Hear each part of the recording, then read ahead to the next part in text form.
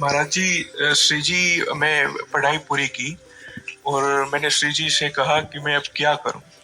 उन्होंने मुझे कुछ संकेत दिए थे कि आप सरकारी में जाइए और प्रभु की सेवा करिए।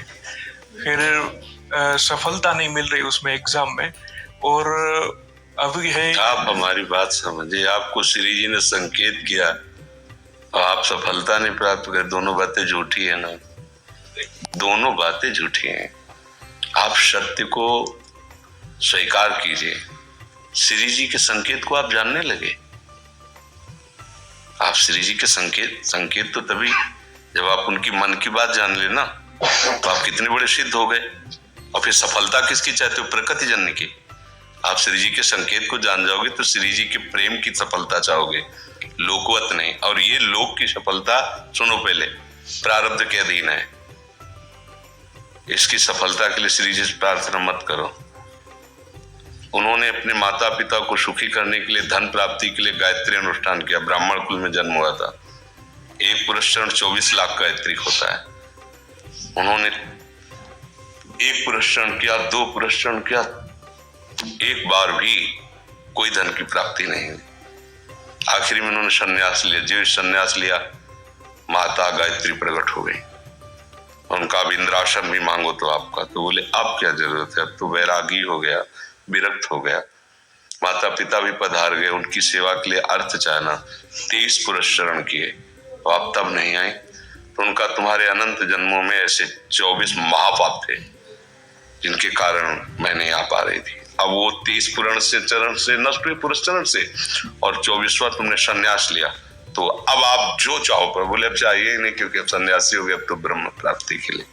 तो इससे आभास होता है कि अगर हमारा बुरा प्रारब्ध है तो हमको भोगना पड़ेगा। हम कितना भी प्रयास करें वो हमें, तो हम क्या करें इसमें, जिससे हमें परम शांति हो।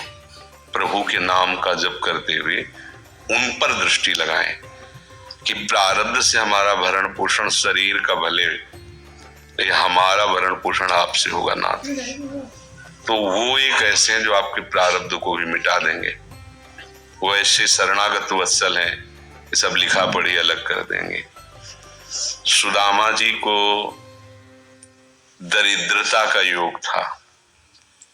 ऐसी दरिद्रता, कई कई दिन तक भिक्षा नहीं मिलती थी। ये जितने भी चरित्र हमारे लिए उदाहरण है। मांगने जाते थे तो मांगने से भी नहीं मिलता था, कई कई दिन। एक दिन उनकी पत्नी ने कहा कि हमारा आपका तो चरणामृत से भी गुजारा 2 दिन 3 दिन हो, 4 दिन हो, छोटे छोटे बच्चे तो मर जाएंगे ऐसे। कुछ तो उन्होंने कहा, श्री कृष्ण के सिवा हमारा कोई नहीं, अब हम क्या कर सकते हैं। प्रारब्ध जब बिगड़ता है ना, वो कोई सफलता नहीं होने देता। तो एक दिन श्री रुक्मिणी जी प्रसाद ठाकुर जी को भोग पा रही थी, तो ऐसे रोक दिया, उदास हो गए।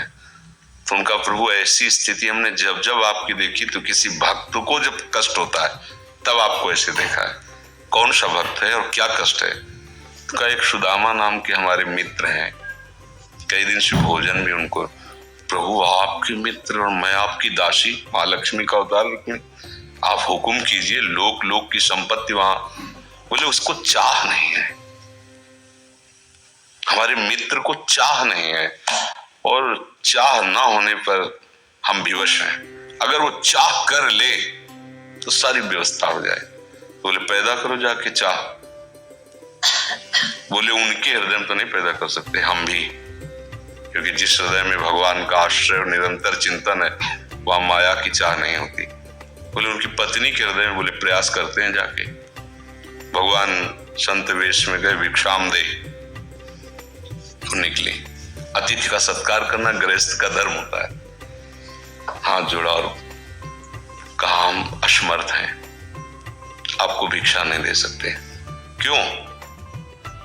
बोले हम अपवित्र हैं, हमारे ऊपर सूतक लगा हुआ है। किस बात का सूतक? हमने एक पुत्र जन्मा है। तो ठीक है, हम 10-12 दिन बाद आ जाएंगे। बोले नहीं, आजीवन अपवित्र रहेंगे। वैसा कौन सा? बोले दरिद्रता रूपी। विद्वान की पत्नी है, तो ऐसे उनका दरिद्रता रूपी पुत्र का जन्म, अर्थात सीधे ही कि मैं नहीं दे सकती या देने योग्य नहीं, ऐसा न कहीं उनका मैं अपवित्र हूं। तो उनका दरिद्र कैसे हो सकती हो? जिनके पति के मित्र द्वारिकाधीश भगवान श्री कृष्ण है, वो दरिद्र कैसे हो सकता है? एक बार कहो ना अपने पति से। चले गए। जो सुदामा जी आए तो उन्होंने कहा कि देखो आज एक अतिथि आए थे, उनको मैं कुछ नहीं दे पाई, मुझे बहुत कष्ट है कि मेरे पुत्र और आए हुए अतिथि का भी हम स्वागत नहीं कर सकते, उनका भरण को आपके मित्र द्वारिकाधीश प्रभु श्री कृष्ण। सुदामा जी ने कहा, बोले चले जाओ ना, वो कुछ न कुछ सहयोग कर देंगे। तो बोले हम ऐसे मित्र नहीं बनाए कि वो हमारा सहयोग करें, कभी नहीं, मर जाऊंगा पर उनसे ये नहीं कहूंगा कि आप हमारा। बोले मत कहना, दर्शन के लिए तो चले जाओ, वो सुना है इतने उदार हैं कि वो जाने पर ही दे देंगे। सुदामा जी ने कहा दर्शन के लिए तो जा सकते हैं, बहुत दिन हो गए, ठीक है, पर मित्र के पास जाए तो कुछ लेके जाना चाहिए, मेरे पास तो कुछ नहीं है। पड़ोस में जैसे किसी से मांगने गई तो अरे समय जब बिगड़ता कोई नहीं होता साथ। एक ने थोड़ी उदारता दिखाई तो चावल पछोरने पर जो आगे कणका होते चावल के, जो प्राय वो लिए सुदामा जी ने कहा हमारे प्रभु भाव के भूखे, कुछ ले जाएंगे, खाली हाथ तो नहीं है। पोट्री में सारांश में बता रहे हैं, द्वारपालों ने देखा कि हड्डी हड्डी शरीर में कई जगह से फटे वस्त्र, बीमारी फटी हुई, मतलब दिखाई दे रहा था दरिद्रता की मूर्ति है ये। तो उनका किससे मिलना है तुमको? तो उनका श्री कृष्ण से। बोले संभाल के बोलो, क्योंकि पार्षद है, अनंत कोट ब्रह्मांडों के नायक प्रभु के ऐसे बोले कोई श्री कृष्ण वैसे गली आए, उनका जाके तो तुम बोलो ना, श्री कृष्ण से जाके कह दो कि एक सुदामा नाम की ब्राह्मण आए हुए।